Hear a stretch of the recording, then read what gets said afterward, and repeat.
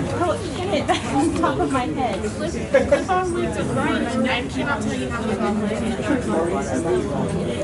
All right, enough chit chat. Oh, I got something for you. All right, welcome to the Fire Emblem History of the Emblem panel. So, thank you guys so much for coming. So, I am your host, Lord Hector of Ostia, and I'm going to do a brief introduction first to kind of talk about what this panel is about and what our objectives are, and introduce my co-hosts as well. So, my name is Clinton Bradley. I've been into Fire Emblem for not that many years, if I can be completely honest. I got into it in 2013, 2014 with Awakening, I'll be completely honest. And then that allowed me to kind of spiral downward into the rabbit hole that is the Fire Emblem series as a whole. I blame this one especially for getting me into it, because she would talk to me all the time about Awakening and all the ridiculous things you could do with the characters and the eugenics and all that. And this is Michelle. She's my co-host. She's also my fiance. We just got engaged today. So.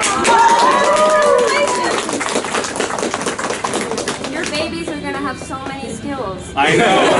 They're gonna be broken. Like Gale Force. They're gonna have Gale Force. And if it's Radiant Dawn Jill, they're gonna resist arrows, which is gonna be broken. So.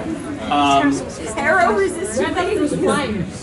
Yeah. So with when it comes to Fire Emblem, as I'm sure you guys know, there's a bit of a dichotomy when it comes to the fans of the series, because as you know, it's a long-running series, has like what 15, 16 entries in the series, and it's been going on since the early 90s. So it's an old series, 90s. It's been going on for a very long time. It has a lot of history to it, but a lot of the there's a divide amongst the fandom, and the reason for this, for those of you who don't know, is the Awakening introduced a lot of new fans to the series. Awakening allowed you to play without permanent death, which is a very accessible way to play the game. So we have all these other fans that love the other localized Fire Emblem games, such as Blazing Sword or Path of Radiance or Radiant Dawn, and those older fans felt alienated because their games were made less accessible by the newer games. And so if you are part of any online forums or anything, you've probably seen a lot of like bickering back and forth and a lot of hate. So this panel is going to eliminate all of that. So we're going to talk about why the entire series is awesome and why everybody should give it a chance. It's also going to be I'm going to stray away from talking about heroes a whole lot. I may mention it here and there, but that's very little. And then I was going to dive headfirst into memes at the very beginning of the panel, but I can't get you two to pull up, so memes are not allowed, unfortunately.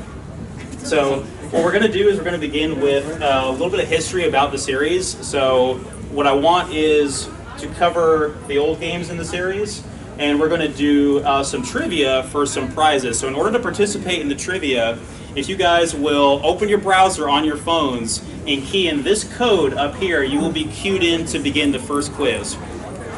So the question is going to appear on your phone and on the screen. You'll have a limited time to answer it. If you answer it correctly and if you answer it quickly, you'll get more points. The person with the... Go ahead, Jafar. I don't really have any internet.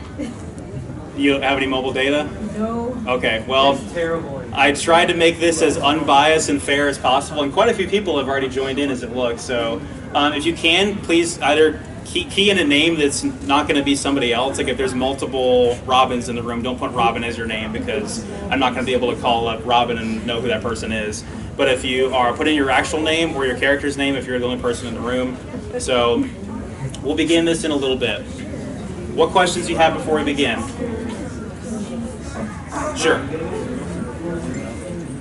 right, go ahead and bring up the slideshow. Bushido or Nor? That is a I can't see the code anymore. We'll bring it up in a second. All hail pantsless Marv. Pantsless Marv. Okay. So in 1990, we had the first Fire Emblem game. So there's been many different translations for what this name is. A lot of people agree that it is, what is it, Dragon of Shadow and Sword of Light or something like that. So the original Fire Emblem game was released in 1990. And essentially the concept behind Fire Emblem was you had Intelligent Systems, a derivative of Nintendo, that was saying, we make these nice strategy games, And wouldn't it be great to have the units of the strategy game have a backstory and a personality? And what was a really popular series in Japan around that time? Oh, I don't know, Dragon Quest. So let's take that and put it in a fantasy setting, and therefore you get Fire Emblem. So even as far as this very first game goes, this game introduced a lot of the core mechanics that exist to this day, such as different classes, such as permanent death. If you lost that character in a fight, you lost that character. They were gone forever, with the exception of one item that could be used to resurrect a character and of your choosing. All of that item was taken out of all other future iterations of the series. So the first game featured the continent of Arcanaya and our hero King Marth, who again is very influential for being the protagonist of the series. And he did not wear pants in this entry. So, but hopefully we'll course correct there. So as you can see, this art style is very early 90s, and personally I think it's absolutely gorgeous. It has aged very well in my personal opinion. That is why Marth's sword is positioned as it is. It's not wearing pants. Good call out. Okay. Next Feel when slide. the falchion is compensated. All right. So Oh, look, it's Dong Noodle. The dong armor. pose. So So bell armor. in 1994, we got the second Fire Emblem game titled Fire Emblem Gaiden, which, much like a lot of Famicom or NES sequels, departed drastically from its predecessor. So just like Zelda 2, Castlevania 2, Fire Emblem 2 Gaiden was very, very different from its predecessor. You're playing it wondering, why can an archer attack a melee unit from one space away? Why does magic cost HP to cast? And it introduced a lot of really great mechanics that would be called back to way, way later in the series with Sacred Stones, such as 2 split routes with 2 protagonists, names Alm and Celica. If you're newer to the series, those names should sound very familiar to you. And it followed the branching paths where they would eventually meet up. It also introduced the Villager class, which was a malleable unit you could basically design into whatever class you want. And that seems really revolutionary at the time, to have an RPG where you could change classes. But at this point, Final Fantasy and Dragon Quest were already on their 5th entry by the time this game came out. So the Fire Emblem games, as you'll see as we go through this, were always kind of a little bit late to the game for their respective console. So 1994 was a really, really late to be releasing a, I'm sorry, 92. 92 was really late to be releasing a game on the Famicom. But it had a mixed reception. A lot of people didn't like how it departed from the original. But as we see with Echoes, introduced a lot of great ideas with the proper execution can make for one of the best Fire Emblem experiences in the entire series. What questions we have before we continue? Okay, next slide. All right.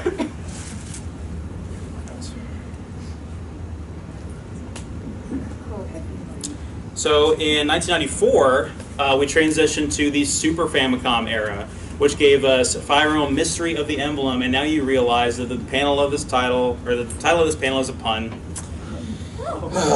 So Mystery of the Emblem is a pseudo remake and sequel to the original game. So it has a two-part campaign that consists of essentially a retelling of the original story, and then a second book, book 2, that is the continuation of the story. So Anne Marth decided to wear pants this time. We appreciate that. This is one of the this arc, the Arcanaya story, was so beloved that it was remade twice.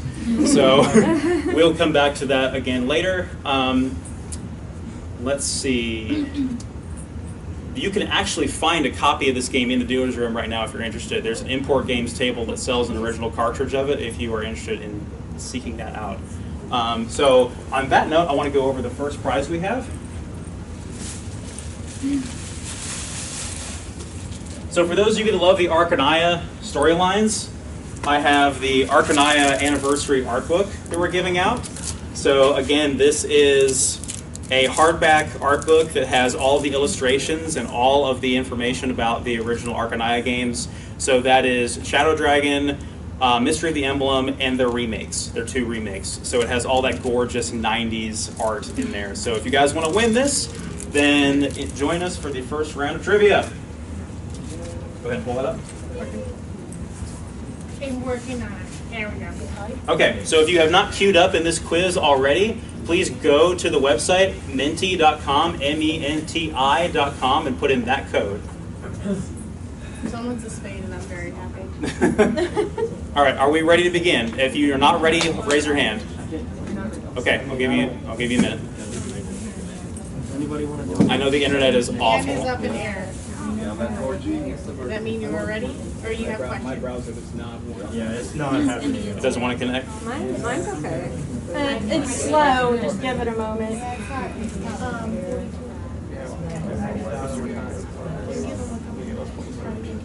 Yeah.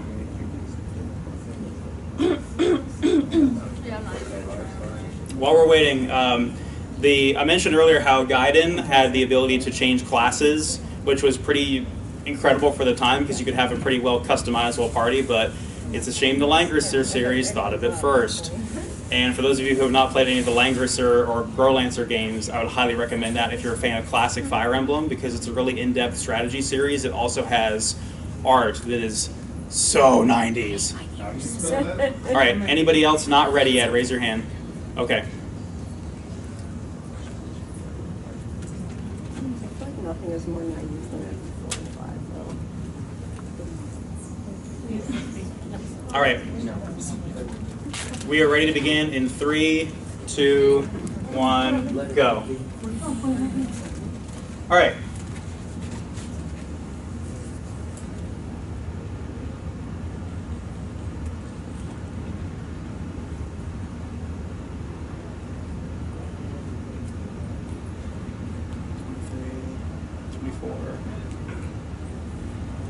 Five, 4, 3, 2, 1. Hey, everybody got that right. All right, question 2. Where'd I go? Just hit the arrow key over. Yeah. Let's hope this doesn't take a million years to load. Brittany, is your thing still on? Yes.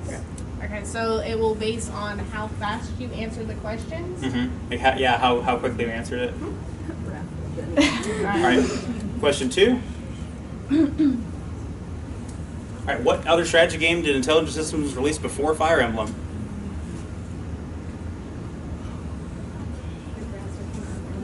I almost spoiled this for you. I had to keep my mouth shut. It just shows that they're paying attention though if you did. Yeah. It's like a test. I'm not good at tests. That's why I'm not doing this. I'm not either. Hey! Oh my god. We know our stuff. Did I guess right? Good job. Yay! All right. Leadership. Are you pouring out for Advance Wars? Huh? Oh, okay. Yeah, it's basically Wars for whatever Nintendo system it was. When does Switch Wars come out, I wonder? I mean, they didn't call Advance Wars 2 DS Wars. So. All right, question 3.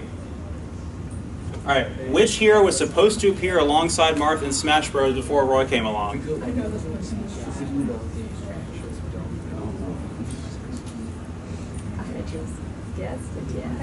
Probably wrong.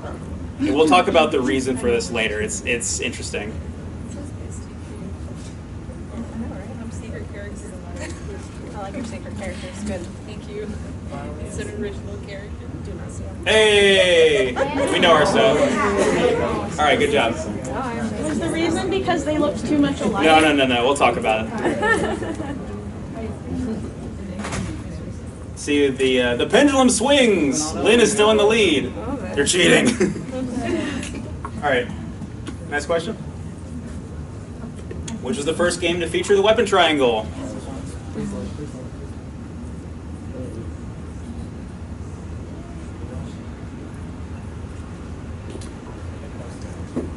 Here's a hint. It was not the first game in the series. Paper, rock, scissors, the weapons triangle. That nobody pays attention to.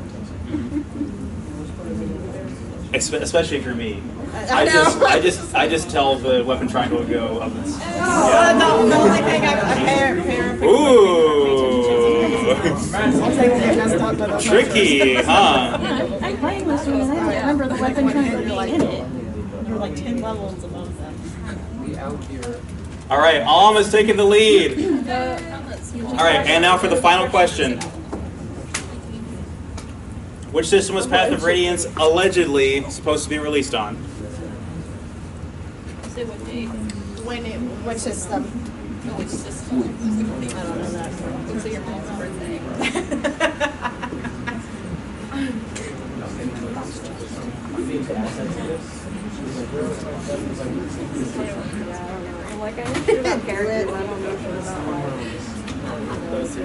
Yeah, there we go. So the explanation for that is supposedly there was leaked footage and screenshots and assets that were released from a unreleased Fire Emblem 64 game, and a lot of those assets, maps, and character models look almost identical to what we ended up getting with Path of Radiance. So that's where that theory comes from, essentially. All right, let's show the winner.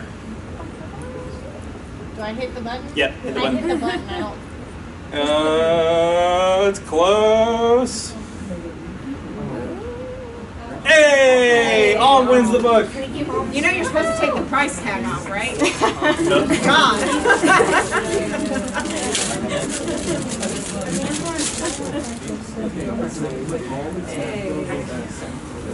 Well deserved, my friend. Enjoy your dong armor. Oh wait, that's only. Thank you guys for participating in that.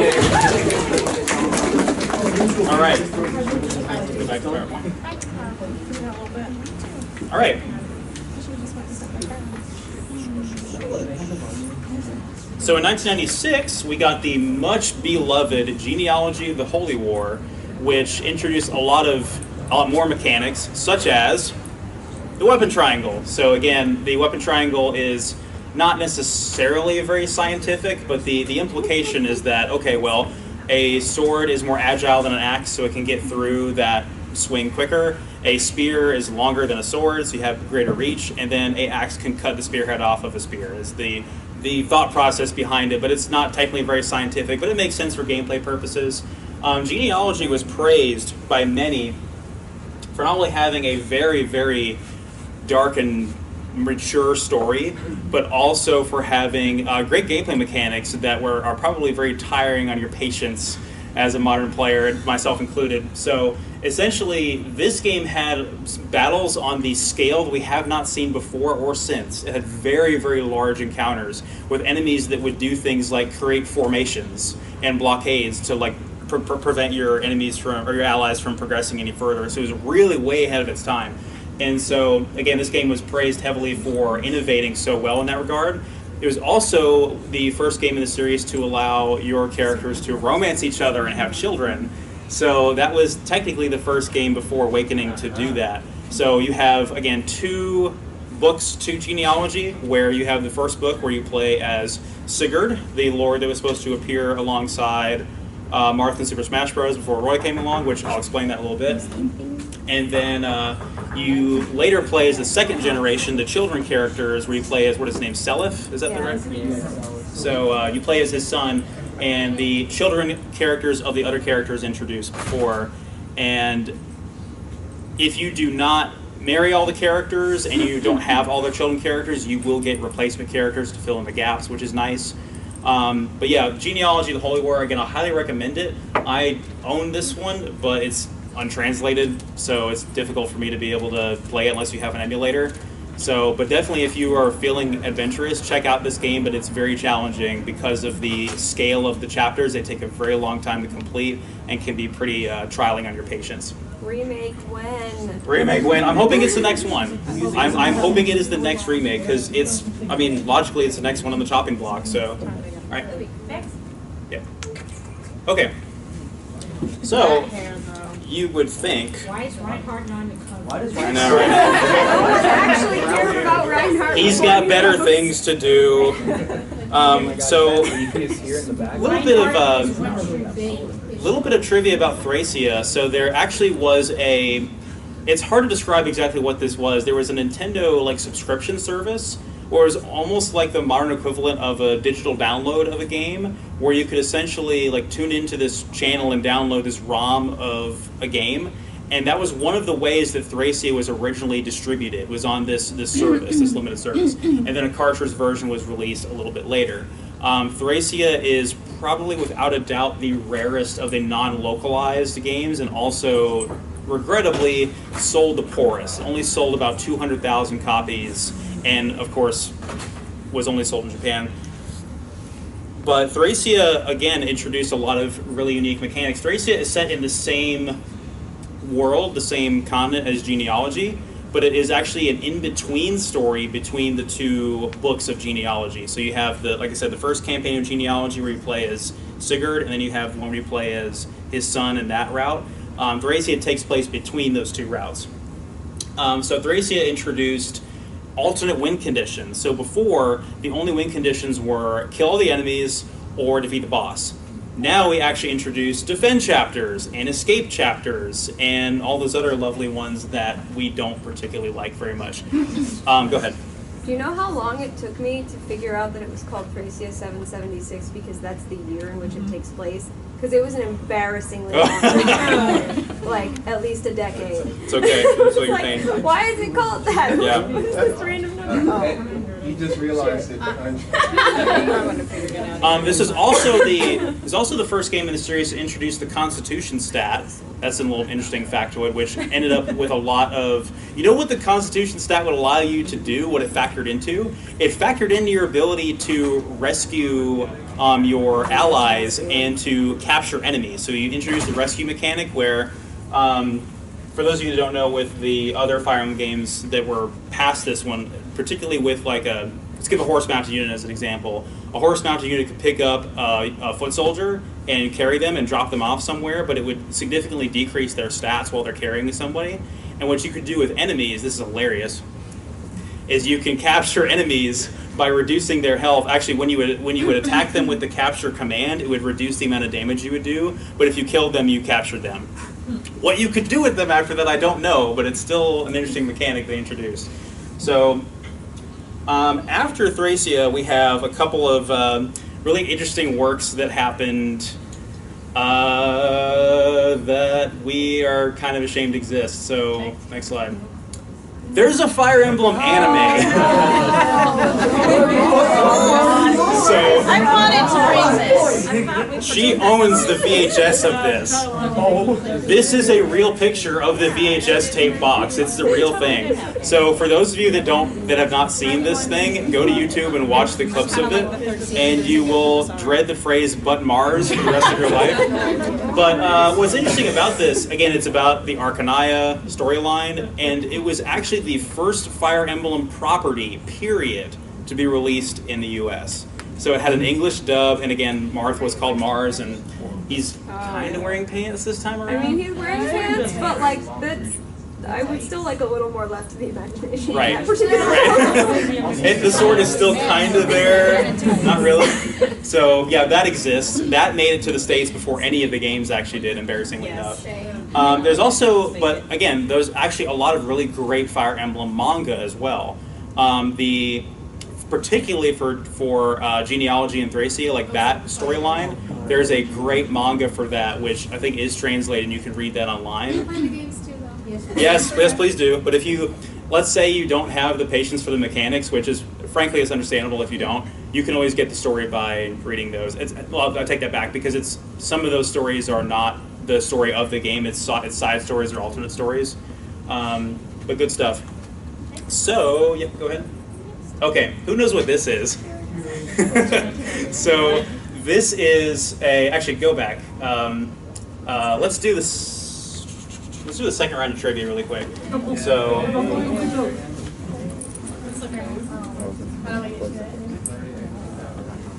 Isn't it a different code? Computer mechanics.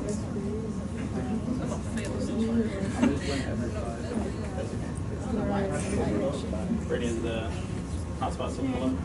I need to try to reload my browser first. I should have queued this up Connection lost. more, but they wouldn't look at their PowerPoint. Let's try again. Oh, do we have to go to a new thing? Okay. When you're clicking, it's like Are you still connected? Yeah, that's like it. Here, just give me some. I think Present up there.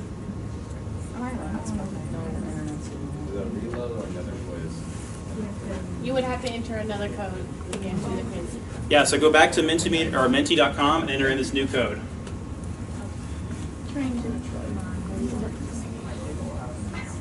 If you are not in, raise your hand. And then put your hand down as you're joining. Pretty good job.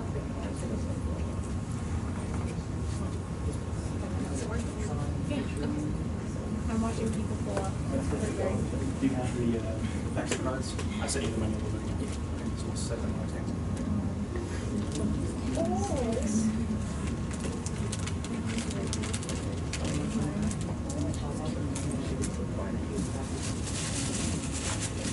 You didn't even tell them what the bribe was before trying to get them in there. You're just like, Okay. That's a surprise.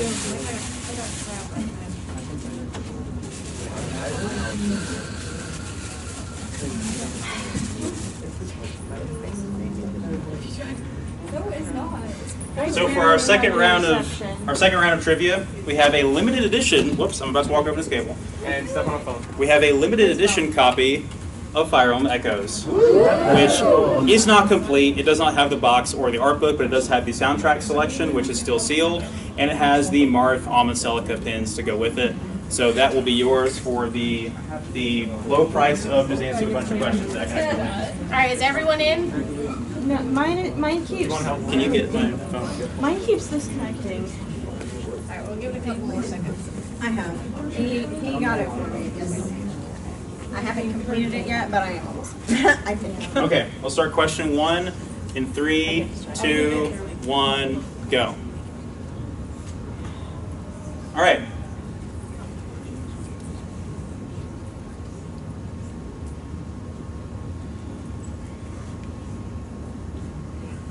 What's the question? Which game was the first one? Not in it. I'm just mentally pulling characters together. Again, I gave you guys this one earlier.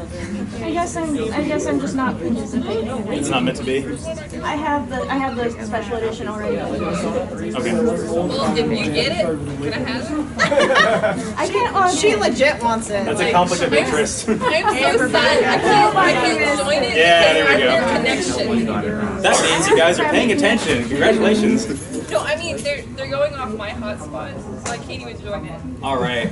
I'm going to try restarting my phone. Why am I Santa? Hey, JoJo is a taco. It's okay. Martha. All right, question 2.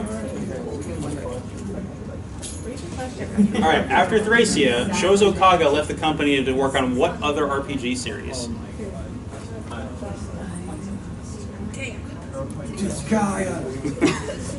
Final Fantasy? No, Shining Force. Yeah, totally. Obviously, it's Terra. Dragon Guard. This is so good. No. I would be very concerned. Warcraft. Huh? It's Naruto. The answer's always Naruto. Yeah, there we go. So we'll talk about that in a second. Does anybody here own Tear Ring Saga? No. Okay. Thank God. One day I'll own it. I'm gonna play Shining Force though. All right, Felicia is winning. Martha's pants. Definitely not. All right, question 3. I love Empires. All right, what was the first game in the series to like play without permanent death? First, I'm like, that sounds familiar.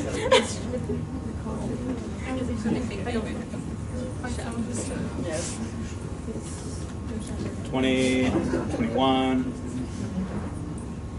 You guys are actually really helping stress test this app as well for another panel we have later. It's going to come in handy a lot. Oh! No. Yeah, we'll talk about that later. So 7 people got it right. I know. Can I connect to myself? Okay, now it's working. I appreciate whoever's Martha Pants. Gee, I wonder who it could be. It's probably the Martha Pants. Do we have a Martha without pants here? No, we I don't. hope not. Dang. All right, question I've 4. seen people cosplay that. That's excellent. Really? Oh yeah. We need a dong armor Yeah. Get on it, Alex. It's delaying. Oh, Mike. Yeah, Mike and I. It suffers from slow. It suffers from slow. Is your thing working, Brittany? Yeah. Oh yeah, it. Oh, you're I connected hit again. it really Oh, late did because I? I didn't even Yeah. realize that it popped up. I am sorry. Mother Flubber. How the mirror I get off? Get off. Well, I just realized I think I submitted a wrong answer in the beginning. Is it? Okay, I think I got the answer right, but it took me 8 seconds because I just realized my I didn't realize what they meant by Christmas Cavaliers at first. I thought it was some bizarre translation issue.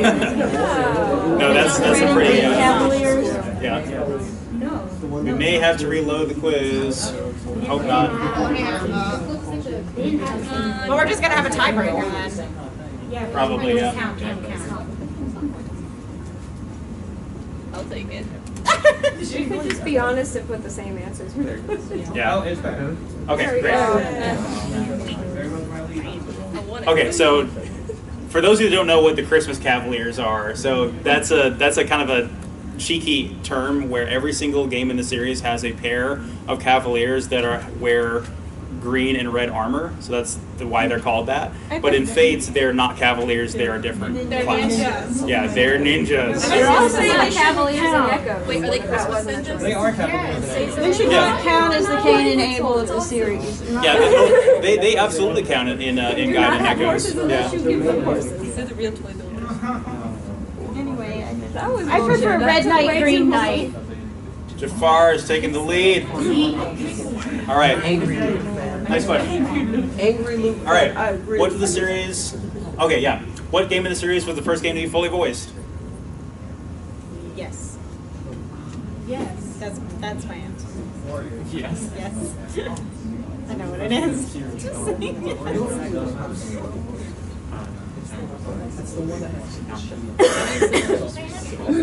You know, Yowie, like. Okay, yeah, that was a landslide. I was like, I hope I don't catch you guys at a technicality here, because there may be some lines in Echoes that weren't voiced compared to Warriors, which has dialogue for everything. Fire Emblem, Warriors, choose your save data. How about those profit margins? Make sure you Turn find on a Japanese well-lit room. voices. Yeah. All right. Jafar is still winning. Next question. Oh, fight. That is the last All right, question. show the winner. Oh, fight. That was the 5th question. Okay. That was the 5th question. Okay, so the winner is Jafar. Yay! She's gonna meet you in the back alley. Be prepared. Yeah, you better pay so. I would not want to meet Jafar. Don't let in that the bracket back away. alley. Don't let him get away. And I Finish say the this job with next time. experience. I would not let him meet Jafar anywhere. All right. The guy is Good job, scary. guys. All right. So after Thracia, the original director Shozo Kaga left Intelligent Systems, but under the studio he worked with after that, he was able to make another strategy game, which was the game you see here before you, Tearing Saga, which is literally just Fire Emblem for the PlayStation, and supposedly it's pretty good. I haven't actually played it yet, but I plan on it, and it has absolutely beautiful, like, Symphony of the Night style character sprites. So it looks really, really good, and it has that more gritty, less colorful genealogy and Thracia art style about it. So good stuff. There's Get two. sued over this. But yeah, because he was originally going to title it Emblem Saga, and they were like, "How about no?" So yeah, Tearing Saga is what it ended up being, and then there was a sequel to it on the PlayStation 2. It's called Berwick Saga. Again, just as obscure, and very few people have played it. Next slide. All right. Our boy. Yes, our boy. So, It's Red Marth. yeah. Fire Mark.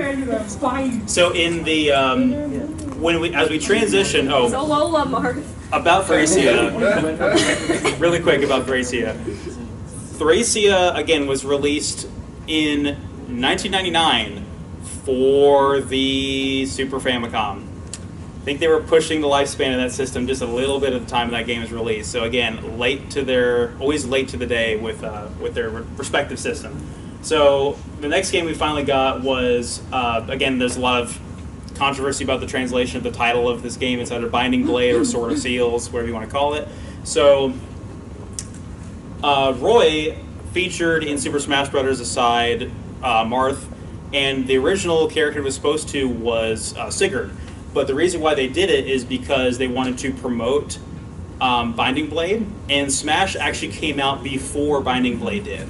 So people were actually able to play as Roy in Smash before the game that he's featured in even came out. It was supposed to be like just an advertising thing, essentially. But this goes into the era, this is the engine that introduced, the Game Boy Advance games introduced the US to Fire Emblem with the next game in the series, which we'll talk about. But again, while we may think that these games are excellent, I personally do, as you can see, but some of the hardcore fans, again, going back to genealogy, seem to think that a lot of the magic was kind of lost when you scaled down everything to a much smaller handheld size map. But in terms of optimal encounter size, the GBA games do a fine job, but that massive in size encounters were lost when you transitioned from the Super Famicom games to the GBA games. So, onto actually the Binding Blade was also the first game. It's handsome Roy. The best one. Binding Blade was also the first game to feature a tutorial, just for good measure. Where was I? Just jump in. All right, so who here has played my favorite game in the series? Yeah. So this is Fire Emblem Rekka no Ken, or Blazing Sword, and was localized here in the U.S. in 2003. So that's not a mistake. That's actually in English. You can actually play that on an American Game Boy Advance right now. There's a Lynn and a Hector, but no Ellie with sad face. Right. So many 7th grade flashbacks. Yeah. So this game is absolutely phenomenal because not only does it have really tight mechanics, there was never a time in this game where I felt truly overwhelmed. Even if I was performing poorly at a map and had to keep resetting it over and over again, there was always a strategy I could develop with the limited characters I had to push through it. So if you've played even just casually another Fire Emblem game, you should be able to jump into this one and do fine. This game also has an amazing story. So this game is actually the prequel to Binding Blade, whereas you play as Roy's father, Eliwood, and another cast of characters. Why Lynn does not show up in Binding Blade, we don't know. Probably because she was written for Blazing Sword and they couldn't find a way to retcon her into they couldn't find a way to retcon her in there because they didn't think of her when they made Binding Blade. Also, everyone's wives are dead. Yeah. It's okay. Pretty much literally everyone. Like, if she gets married, she's doomed. I think Kent is the only pairing that won't end up killing Don't off listen to Lynn them, by it's the okay. time. But then she's married to Kent. What's wrong with Kent? Well, wasn't he kind of a... That's the most boring life choice. Well, I was going to say, wasn't he kind of a... Wasn't Sane, it was kind of a jerk to her at the beginning. Sane. Yeah, because Sane is literally like, "M'lady," and she's like, "Go away." She literally says, "Go away." Yeah, it's hilarious. So, but for those of you that know like how these two stories tie in, there's a lot of really brilliant subtlety there. So the conversation I just had with Jafar, there's a certain chapter in this game that sets up events for Binding Blade that is absolutely brilliant in how subtle it's done. So you basically go in, well, I'm not going to spoil it, but you basically have an opportunity to see the events of Binding Blade as they're about to play out with a very influential villain character. And if you know the larger plot, you're just watching this like, man, why are things going this way? Why couldn't things be different? But it's almost like the characters are doomed to a tragic fate. Again, Armadas, don't listen to them. But the overall story is fantastic. Also, the whole thing with, again, I'm not going to spoil it, but with Nurgle and Ninian, and what happens when Eliwood gets Durandal. Yeah, brilliant, very well done, but heartbreaking. I'm not going to spoil it. Traumatizing for So, Seriously. one of my absolute favorite games in the series. Move on. It's the best game. Okay. So, Yeah. status. A lot of love for Sacred Stones in the room. So, Unexpected status. The boy that's yeah, so for his versatility. Sacred Stones, which is the next game to use the same engine as Binding Blade on the Game Boy Advance, believe it or not, Sacred Stones was actually announced after Path of Radiance, but was released first for whatever reason. So they decided to squeeze in another, like, okay, this GameCube game is going to take forever. Let's just squeeze in this Game Boy Advance game under the radar and watch it be absolutely amazing. It's like the throwback game. It really is. For all the nostalgia fans. So it actually brings back a lot of the mechanics from Gaiden, actually. It goes all the way back to the second game and brings back a lot of those beloved mechanics, such as the split paths. Also monsters. You have what they call Gaiden chapters, which are like little side missions you have to go fight. And then you also have the you fight non-human enemies in this, like giant spiders that are terrifying. So I would highly recommend Sacred Stones. It is up there probably with one of the most beloved games in the series. Up there with Genealogy, definitely. This game pick fights you can't pick. Yeah. All right. Next slide. All right. Path of Radiance. So Path of Radiance was released in 2005 for the GameCube. And again, we finally make the transition to 3D, which was something that people were really looking forward to. Again, they recycled the assets from the unreleased Fire Emblem 64, allegedly, when making this game. And this begins another overarching story. It seems like they liked to do this with the games, where they would introduce a new continent and a new timeline, and they would like to follow that through at least 2 games. Although they weren't really good at doing direct sequels, with the exception of, because Binding Blade and Blazing Sword was, game and then prequel. But aside from Mystery of the Emblem, they hadn't really done a proper sequel. So Path of Radiance got one, and we'll talk about it in a second. But Path of Radiance has a really interesting perspective on the story, because Ike is not really a lord in the conventional sense. He's not royalty, really. He's just kind of, the son of a mercenary. So, and you really have that feeling of that he really earned his place in the world, because he started out at the bottom and he really struggled. And, this is a minor spoiler, cover your ears.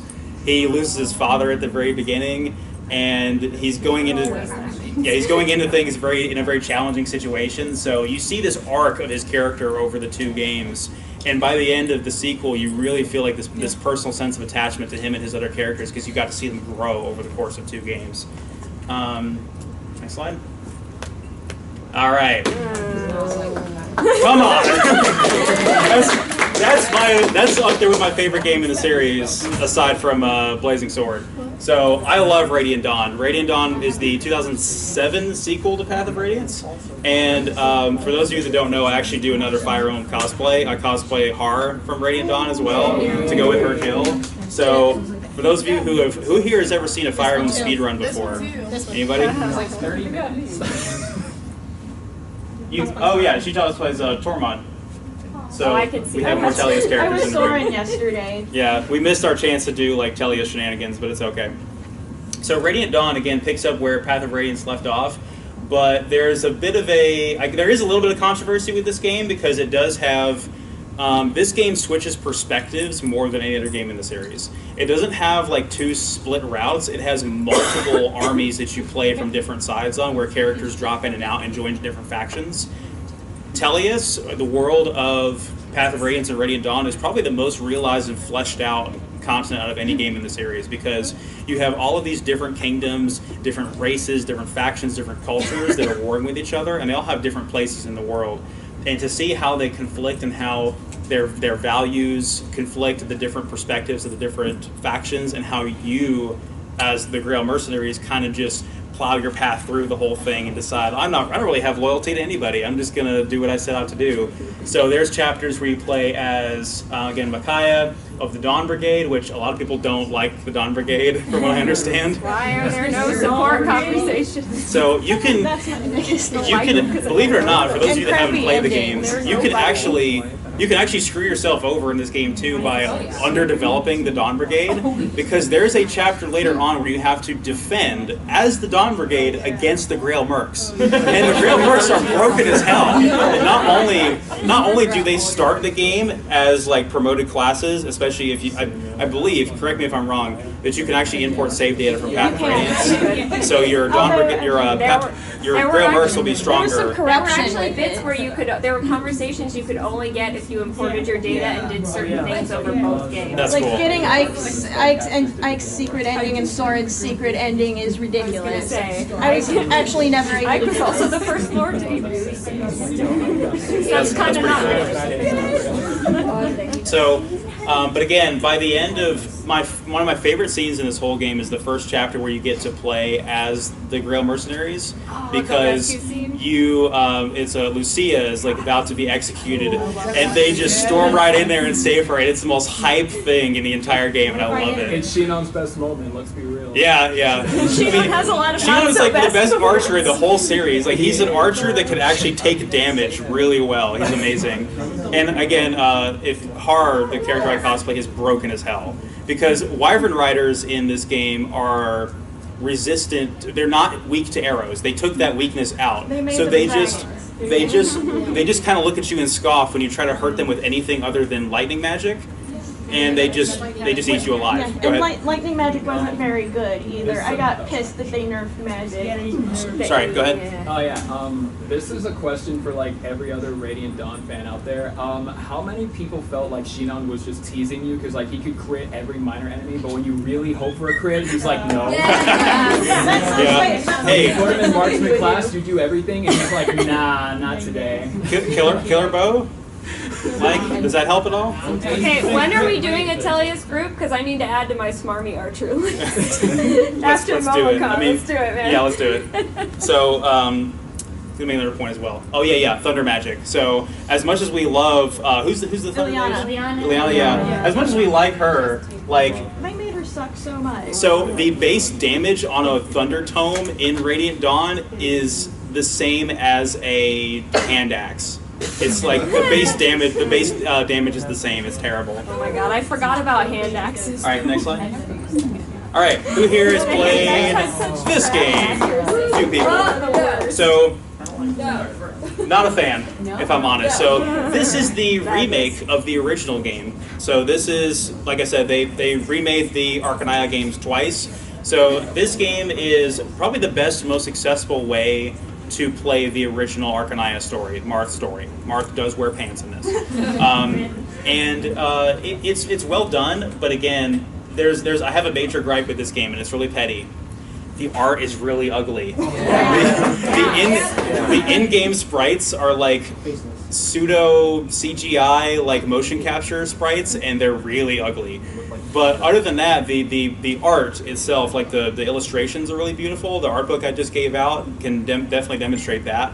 But the in-game graphics are ugly, and some of these chapters are really grindy. So I would definitely recommend, if you're getting into this game, going with an open mind, because you will not have like dynamic terrain to pass over. You'll be spending a lot of redundant turns just traversing from one place to another to get to the next enemy to kill.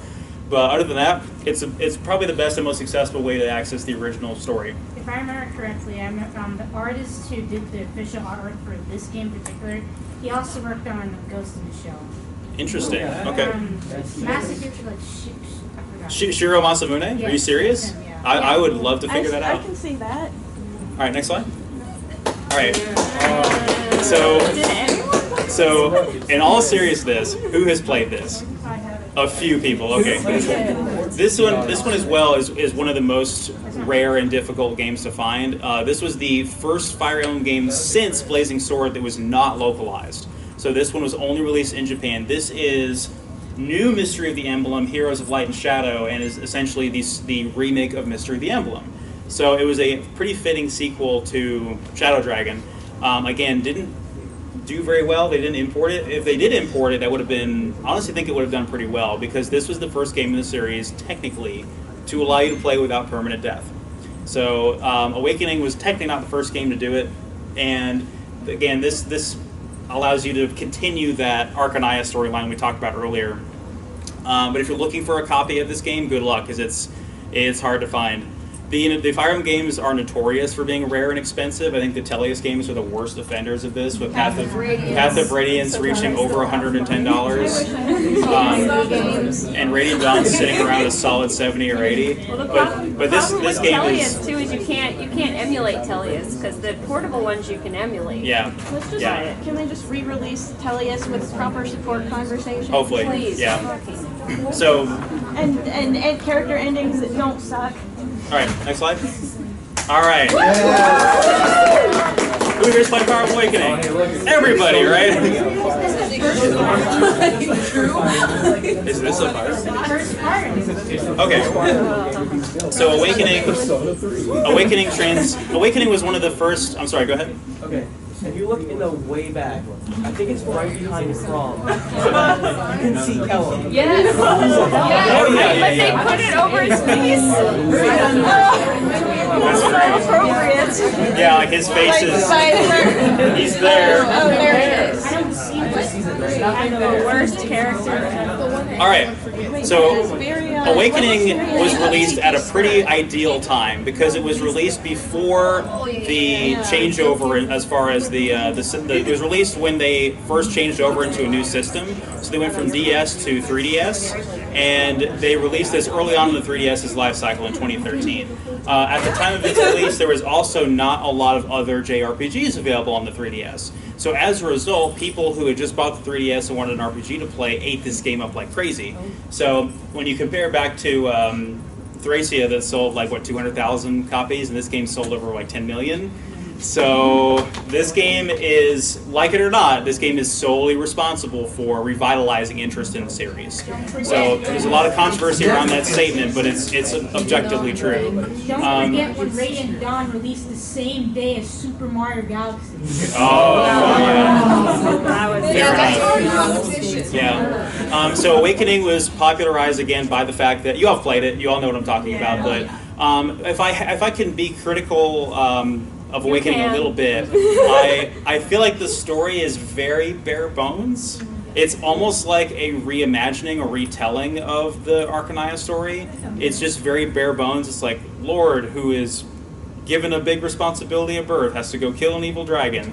That's essentially the story, like in a nutshell. But within that narrative, there's a lot of intricacies with the characters. So you have the characters' interpersonal relationships, which are fully customizable through the most realized support conversations in the series. I take up to date. exception to that. I'm sorry. Yeah. No, I will fight you over that statement. Oh, for what game in particular? I'm not.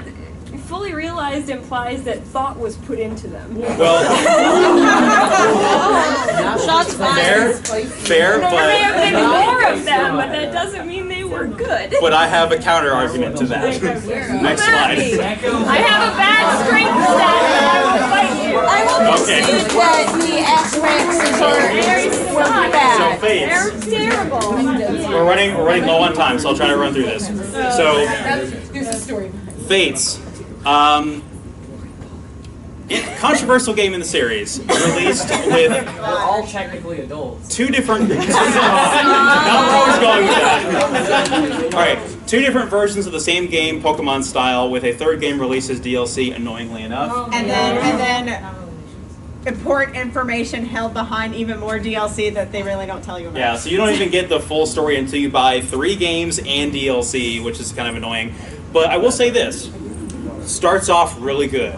Like, it gets you hooked in the story right away, and visually, stunning. Great character design. Also, mechanically, genius. There's some game mechanic decisions in that game that are amazing. So, like, you know how in Awakening you probably got so used to pairing up all of your units to put the enemy at a disadvantage? You're like, yeah, let's go. And you find the enemies are doing it too, and you're like, well, crap.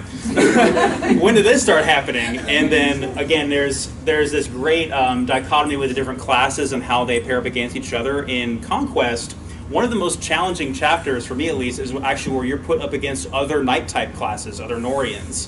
Those of you who played know what I'm talking about. That chapter was very challenging compared to just beating up the squishy Hoshido characters all game. Was that the Resistance chapter? It's the one with the whatever the sorcerer guy was. Iago, right? Oh. I think. Yeah, No, it's like midway through the game. It's not towards the end. So the two versions, Conquest and Birthright, were the two branching paths of the story where your main character could pick a side and stick with it through the whole game, either their family that raised them or their family that they were born into. And by picking the Norian side, the Conquest side, you have a game with really strong and challenging gameplay. It's a breath of fresh air for the series up until that point. Conquest is objectively gameplay-wise really solid. terrible story. The worst story of all the Fates You games. spent the whole time complaining that you didn't pick the other side. Yeah. Birthright, slightly better story, easier gameplay, and then everything kind of comes to fruition in Revelations. Revelations, yeah. And yet, Appropriately Zora is enough. still wearing So again, one stocking. controversial game, but talking strictly about its merits, it has a lot good going for it. It really, really does.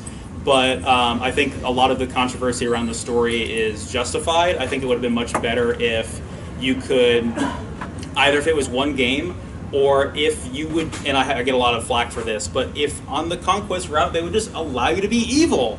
Because you're gonna stubbornly defy the evil king for 25 hours and just allow him to march his army and kill your flesh and blood and complain about it. Just let him be evil. Like, let Corin be evil and fight for Nor and believe in it. It's frustrating. That's what I thought it was going to be. That's what they acted like it was going to supposed to be. be like 3 times longer, and they cut a lot of it down in the game. All right, so we have some couple other things to go over, but we don't really have a whole lot of time. So I want you guys to ask your best Fire Emblem questions. No, We you have a don't couple get to of. skip echoes after all that. No, Okay, sir. fine. So I'll talk about Echoes. Thank you. Fine. I love Echoes. I love it to bits. Echoes is great. So again, Echoes is the remake of Gaiden, and it's near perfect. The only thing about it that I think is kind of a stark contrast compared to the old Fire Emblem games, if you've not played them or you didn't play the original Gaiden, is battles are kind of more grindy, where the exchange of damage is a little bit lower. You don't have characters that are just like, the advantage is so high that they just sweep each other out. So again, the weapon triangle is gone, but weapons don't break, so that's great. And archers can attack from one space away. Magic consumes your HP. Wonderful story and wonderful And characters. voices. Yeah, And fully voices. voiced. Yeah, great opening. Oh, So. Lucas reads a cream cheese recipe. Also Lucas. Yeah, I don't have much else to say about Echoes other than please play it. And yeah, play it. Go fight Jafar for it. Jafar's got it. Treat yourself. All right. Next slide. All right. So this happened. Yeah. I'm like on the last battle. So I'll say this about Heroes. As a mobile phone game with microtransactions, it's pretty alright. It's not bad. And it's actually much easier to like just log in every day and get free orbs and get the character that you want, where you don't have to be addicted to this game. And it is at its core Fire Emblem, in all honesty. But that being said, it's still a mobile phone game with microtransactions. And I really, at the end of the day, can't condone that, because those types of things are very toxic to the gaming industry. You're basically, by spending that money on orbs, you're basically rewarding them for making a game that they don't have to fully finish. They can just drip feed you new content. And that is really not good for the industry. But like I said, in a vacuum, it's not bad. I just have very personal feelings about it. But one thing that's great about it is it revitalized a lot of interest in the classic games. By drip feeding characters from the classic games into it, you have a lot of people who were curious and explored some of the older games in the series. So as you guys have probably seen as fans of the series, there's a lot more people coming up cosplaying the older characters, asking questions about the older games, doing research into them. And we owe a lot of thanks to Heroes for that. Just don't spend your money on microtransactions, please. All right, one last slide. Hey, who's played Warriors? So I'm a big fan of I'm a big fan of Musou games. I won't lie. One of my favorite like guilty pleasure series is Sengoku Basara. So I'm a big fan of Musou games. And as a Musou game, Fire Emblem Warriors is not bad. It actually has very fast-paced, kind of twitchy, very responsive gameplay that I like. And it has some mechanics that, in a vacuum, are great for the Musou genre. The ability to pair up characters and use the movement advantages of a mounted unit to ferry a unit across different places and then switch over to them to counteract the disadvantages of that mounted unit. is great. They should have that in every Musou game. And then the ability to go into the menu and manually move your characters around like a strategy game is awesome. But weak story. It's basically the exact same story scenario as Dragon Quest Heroes. You have like a family, a brother and sister who are essentially lords, and they have to go beat this evil villain that is responsible for bringing characters from other worlds into this world. It's literally the exact same scenario. But some of the banter from some of the existing characters is good as well. I think some of us out there have some gripes with the character roster in this game. And that Lynn is behind like hours of gameplay to unlock, and they didn't feel like putting her or Celica in the main story, and it's really frustrating. It really hurts me as an Alm fan to see Alm get denied again. But I'll say this. I highly recommend buy this game and play it, because you're basically rewarding them and saying, hey, we like this, so make a sequel and put in the characters we like. They said if they do a sequel, they'll probably put in Ike and Roy. Okay, and I think we're about out of time. It is 4:32. Okay, so we're moving on to the official Fire Emblem photo shoot now. So if you guys are in cosplay, follow us outside. We have a couple more things to give away too, so stick around with us. Are we doing another quiz? I mean, yeah, like I love the work of Wayne and Leo. I am too. And I wasn't even wearing like the whole thing earlier. I hope Warriors has online. Yes. Somebody else said they wanted Cordelia. I think I can. Hey, Brittany, can you help her with the? I just want to say to both of y'all, great panel. Really enjoyed it. Yeah, definitely well put together. Even the contest and everything. All right. I just support. All right. Yo, great panel, man. Thank you, man. I appreciate it. Yeah, we had some flubs at the beginning with the technology. Oh, dude, it was good.